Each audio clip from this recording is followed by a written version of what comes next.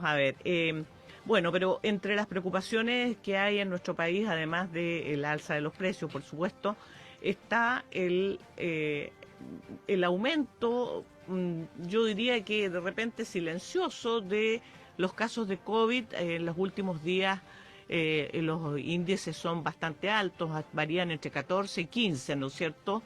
Eh, lo que indica que no hemos erradicado, que no hemos terminado con el problema. Miraba las cifras de antes de ayer, 80 personas fallecidas producto del COVID, sigue siendo una preocupación, no logramos frenarla, los niños no están vacunados todos los que debieran estar y sin embargo se volvió a clases. Y por otro lado se nos agrega ahora de alguna manera un anuncio de algo que podría transformarse en problema, que es la viruela del mono. Para ver qué significa esto, qué medidas se pueden tomar efectivamente contra el COVID-19 y contra la posible llegada eh, de la viruela del mono de forma masiva. Vamos a conversar con el epidemiólogo y profesor asociado de la Escuela de Salud Pública de nuestra Casa de Estudios de la Universidad de Chile, el profesor Gabriel Cavada. Muy buenos días, muchas gracias por conversar con nosotros. Muy buenos días, Juanita, y un saludo grande. Profesor, eh, se habla de una quinta dosis, que vendría a ser algo así como la tercera dosis de refuerzo para las personas más vulnerables. ¿Qué tan necesaria se hace en estos momentos? ¿Hay cifras respecto a quiénes están siendo más afectados por el COVID en estos momentos? ¿Quiénes son las personas que van a las UTI? ¿Son los adultos mayores? ¿Son los niños? ¿A quiénes debería aplicárseles esta dosis en caso de? Bueno, lo primero que hay que decir, por supuesto, es que es bienvenido el llamado del Colegio Médico a pedirle al gobierno de que evalúe la posibilidad cierta de una quinta dosis, ¿sí? Pero esta quinta dosis inicialmente se había pensado para gente que eh, tenía factores de riesgo, ya sea por edad o por enfermedades de base, fundamentalmente aquellas personas afectadas por problemas cardiovasculares o síndromes metabólicos, digamos. Eh, Sin embargo, previo a eso, en mi opinión, desgraciadamente la campaña de cuarta dosis, ¿no es cierto?, que es en el fondo el segundo refuerzo, desgraciadamente es una campaña que fracasó y por lo tanto los esfuerzos deberían ir en la reactivación de poder vacunar con cuarta dosis. Fíjese que inicialmente, cuando, si usted recuerda, se inició la discusión de qué es lo que era la inmunidad de rebaño, etcétera, etcétera, se había calculado que había que tener con dosis vigente a 18 millones de personas en cifra redonda, ¿no? Eh, y actualmente las personas que tienen su esquema de vacunación completo, le estoy diciendo cuarta dosis, le insisto, es la mitad de esa cifra. Por lo tanto, en este momento tenemos una base de susceptibilidad de 9 millones de personas debido a gente que no ha completado su plan de vacunación inicial, y a eso agréguele todas esas personas que por edad entran al bolso de susceptible, que en general son los niños que pasaron su primer año de vida y nunca han recibido una vacuna.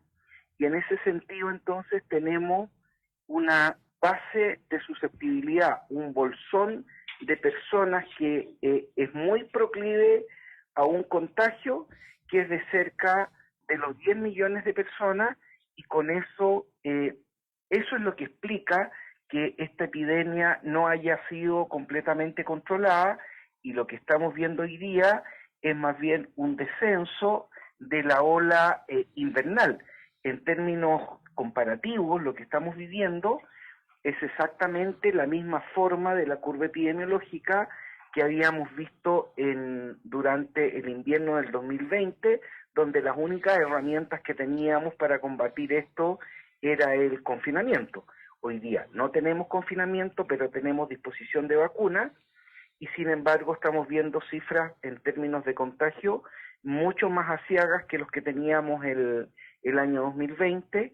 Afortunadamente lo que ha habido es una reducción a partir de la semana del 20 de junio, donde se produjo el pic de contagio, y de ahí hemos tenido una reducción sistemática de contagios que esperamos que ocurra por lo menos hasta finales de agosto, para probablemente, como le digo, entrar a una etapa de endemia, una cantidad constante de casos que podría esperarse hasta probablemente octubre.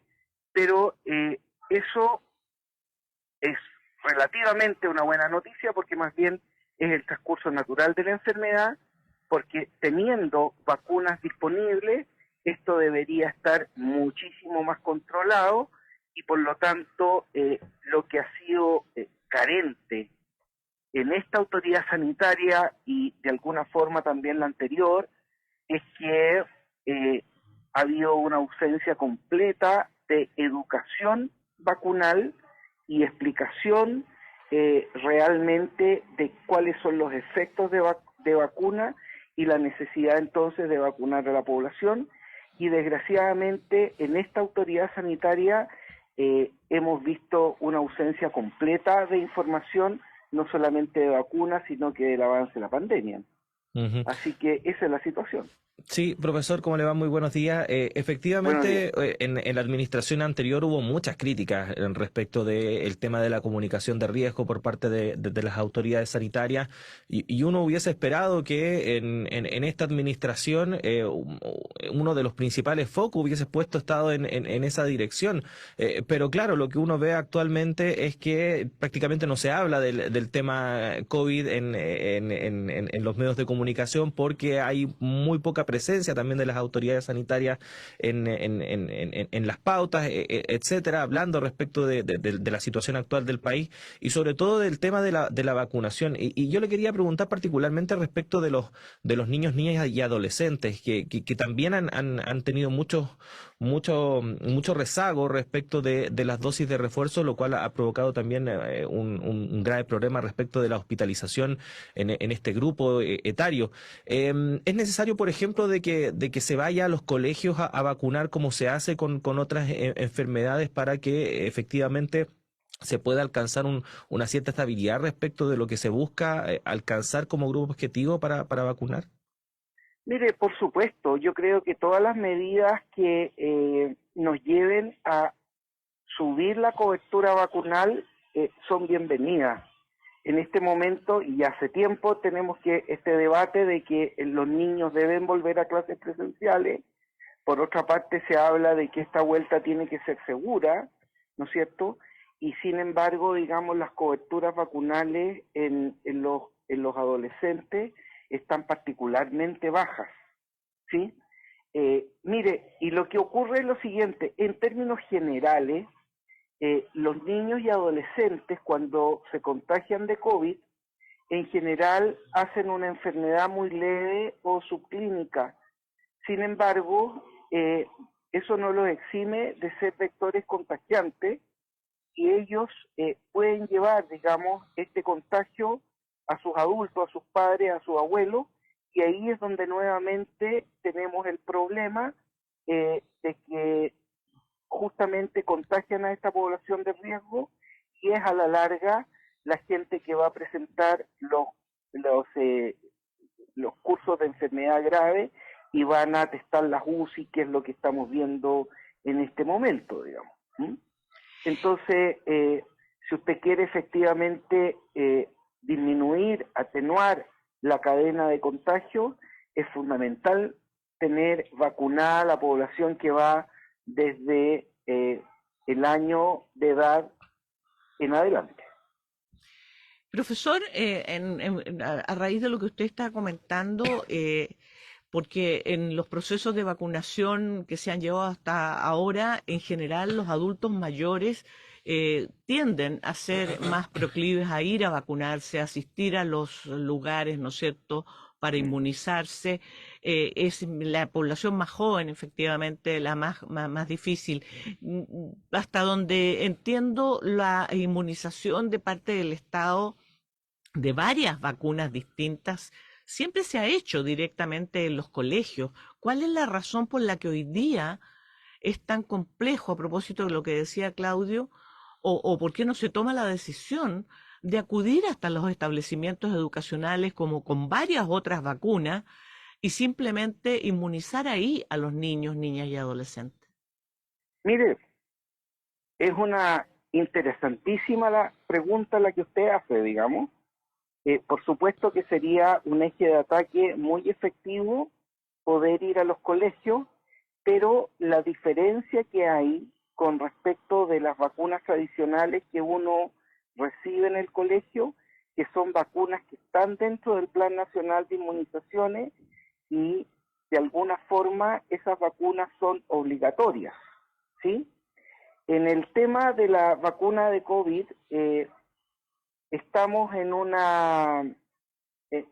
bajo un manto legal que se llaman aprobaciones de emergencia, ¿no es cierto? Que entre paréntesis es un mal nombre, digamos, porque uno cree que son vacunas no probadas, etcétera, etcétera, ¿sí? Pero bueno, estamos lidiando con ese nombre. Entonces, estas aprobaciones de emergencia hacen de que esta vacuna, por ejemplo, no pueda ser obligatoria, ¿sí? Ya, Entonces, en ese sentido, dada este impedimento, esta barrera, usted no puede ir al colegio y vacunar en términos masivos porque necesariamente tendría que tener la autorización de los padres para vacunar o bien, digamos, del propio adolescente, si es que eventualmente estuviera en edad de decidir vacunarse o no. ¿Se fija?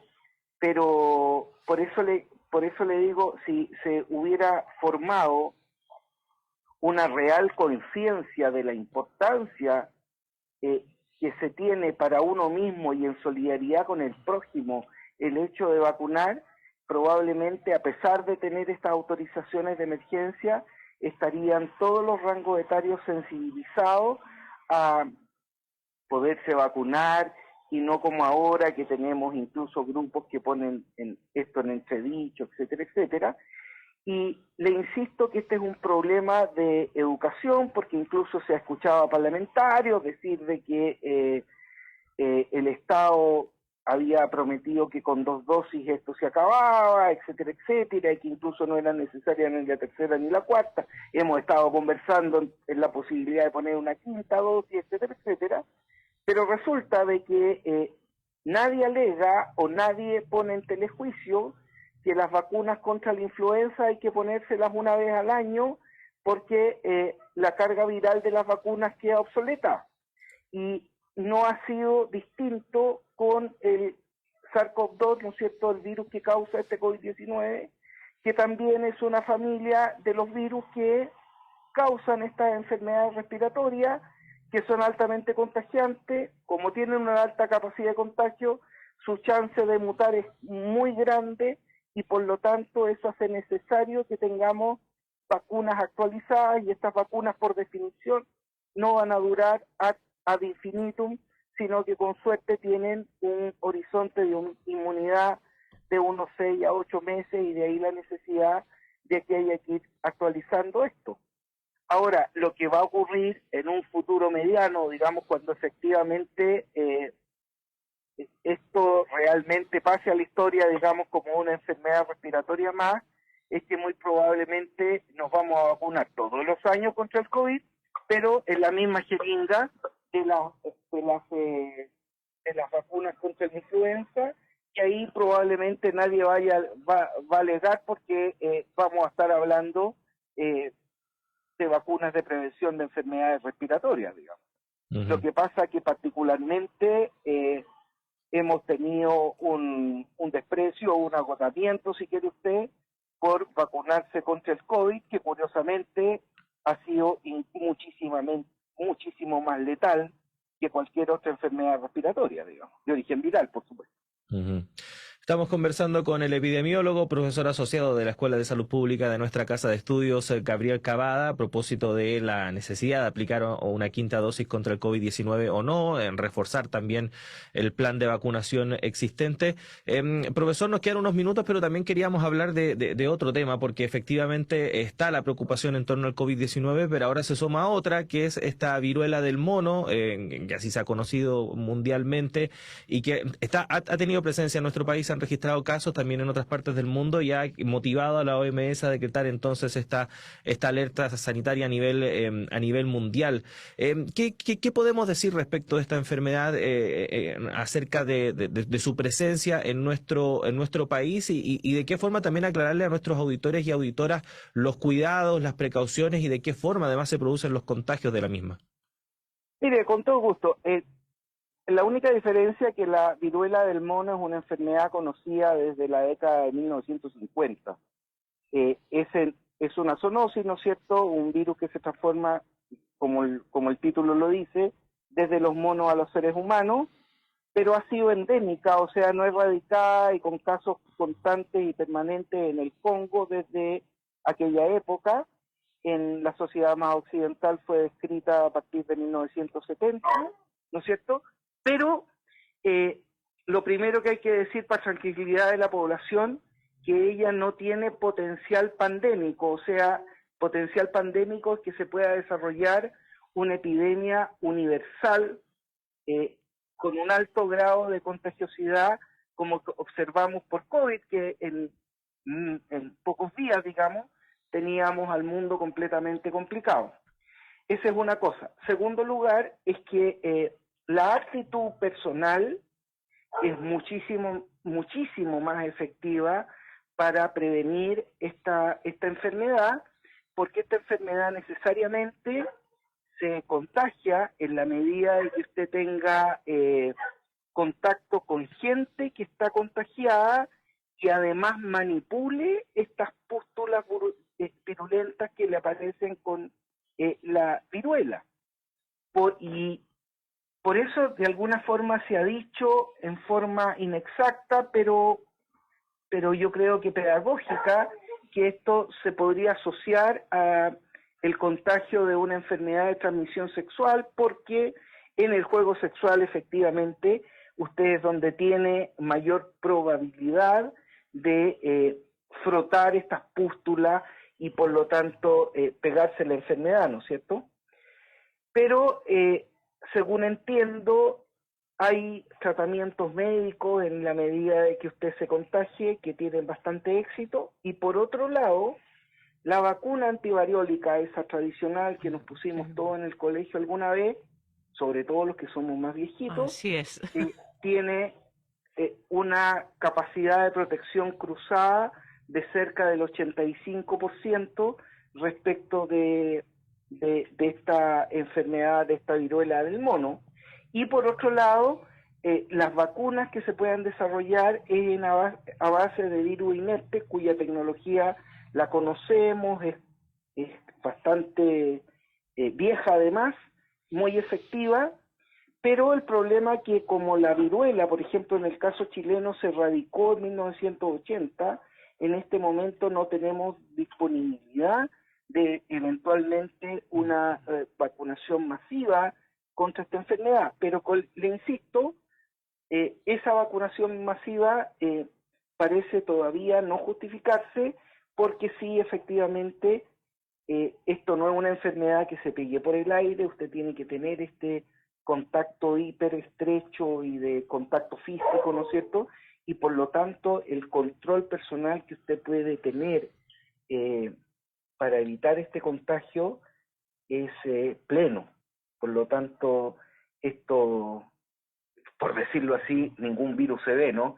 Pero usted puede ver dónde puede estar el contagio y no como actualmente ocurre con el coronavirus, que usted podría contagiarse en cualquier lugar y no tener conciencia de quién lo contagió. Gabriel Cavada, epidemiólogo, profesor asociado de la Escuela de Salud Pública de la Universidad de Chile, muchísimas gracias por conversar y explicarnos esta mañana en qué situación estamos respecto al COVID, los riesgos de la viruela del mono. Muy buenos días. Muy buenos días, Juanita, Claudio, y para mí es un placer, digamos, poder compartir mis opiniones en la radio de nuestra casa de estudio. Un abrazo grande. Muchas gracias, profesor. Hasta luego. Hasta Chao. luego. Juanita, son las 8 de la mañana con 1 minuto, tiempo de hacer una pausa.